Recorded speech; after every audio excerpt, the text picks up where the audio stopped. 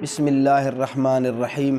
میرے محترم سامعین و ناظرین، آج جو میں آپ کی خدمت میں مسئلہ پیش کرنے لگا ہوں وہ زکوٰۃ کے متعلق ہے۔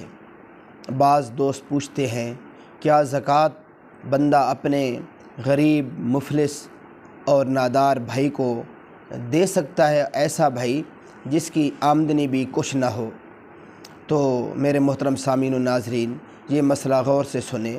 ہاں، ایسا بھائی جو نادار ہو، مفلس ہو اور جس کی خرچہ آمدنی کچھ بھی نہیں، تو ایسے بھائی کو زکوٰۃ دی جا سکتی ہے، لیکن اس میں اتنا احتیاط ضرور کی جائے کہ زکوٰۃ جو ہے یک مشت اتنی رقم نہ دیں کہ وہ فقیر صاحب جو ہے وہ صاحب نصابی نہ ہو جائے، یعنی کہ آپ اتنی زکوٰۃ اسے یک مشت ایک ہی دفعہ میں نہ دے دیں کہ وہ بھائی جو ہے جو زکوٰۃ لینے کا مستحق تھا اب وہ زکوٰۃ دینے کے مستحق ہو جائے۔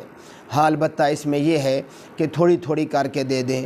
جیسے آپ کو پتہ چلے کہ اب اس کے پاس پہلی والی زکوٰۃ کے پیسے ختم ہو گئے ہیں، تھوڑے اور دے دیں، تھوڑے اور دے دیں، تو اس صورت میں آپ اسے زکوٰۃ دے سکتے ہیں۔